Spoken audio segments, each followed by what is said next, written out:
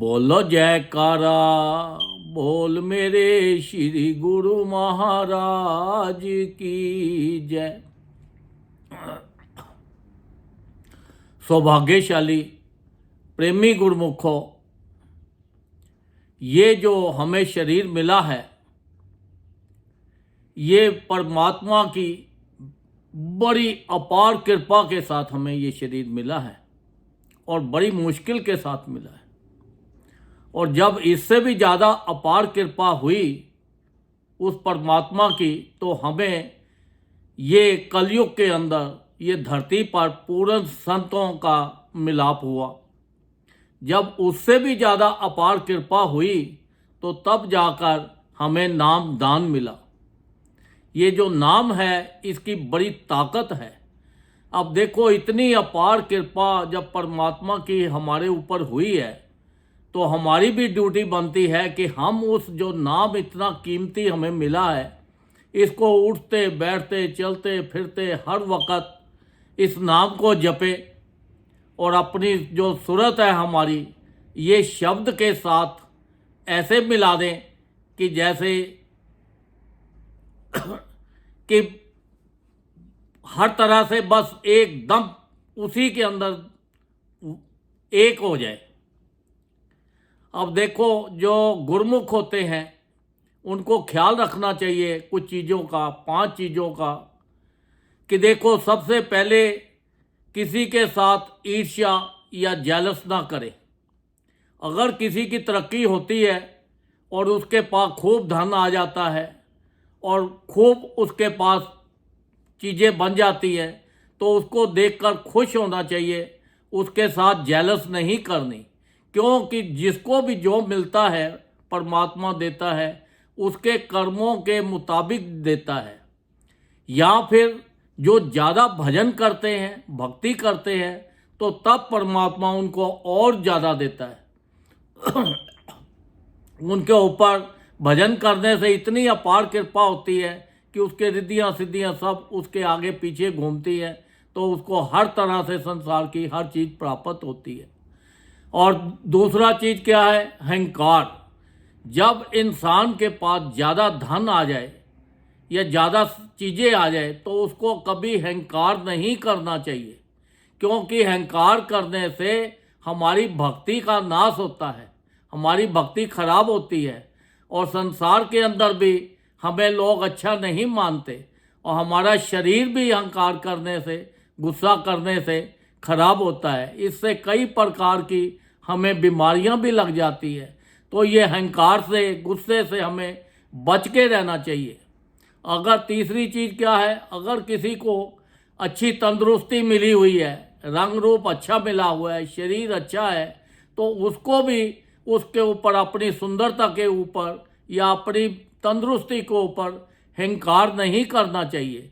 क्योंकि ये जो चीज़ है, तंदुरुस्ती, अच्छा शरीर, ये परमानेंट का नहीं है।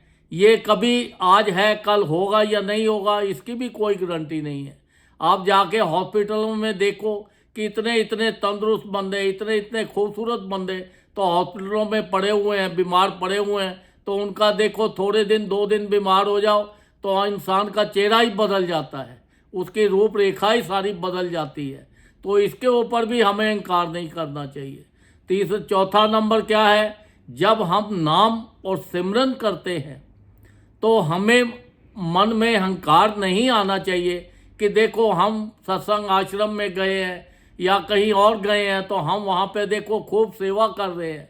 दुनिया को दिखाने का नहीं है, उसके जितना ज़्यादा भजन करो किसी को बताने का नहीं है।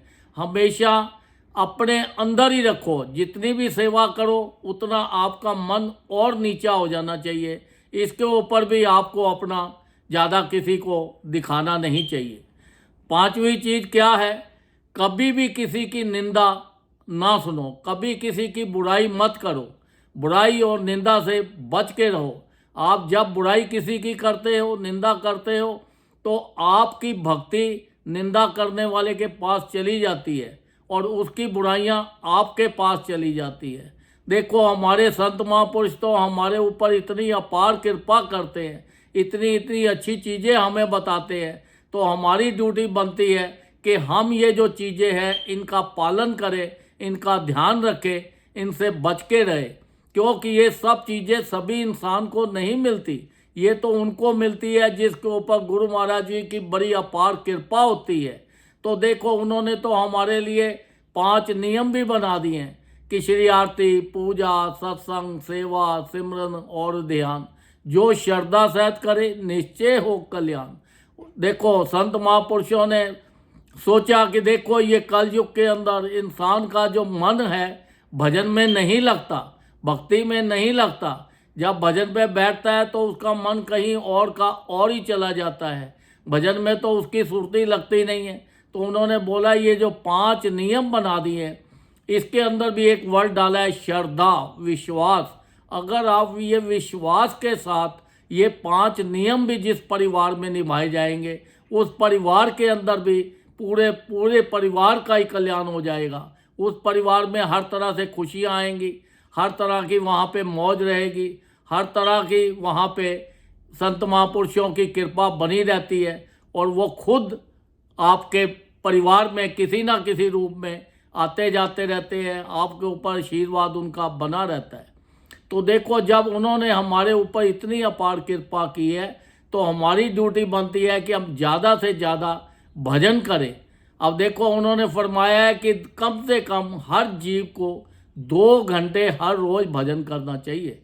2 घंटे हर रोज़।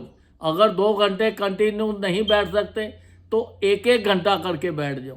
1-1 घंटा करके नहीं बैठते तो आधा घंटा करके बैठ जाओ। जितना भी आपको टाइम मिले, जैसे भी मिले, भजन करने का कोई वक्त नहीं होता, कोई स्थान नहीं होता। आप कहीं पे भी उठते बैठते चलते फिरते हर वक्त आप भजन कर सकते हो।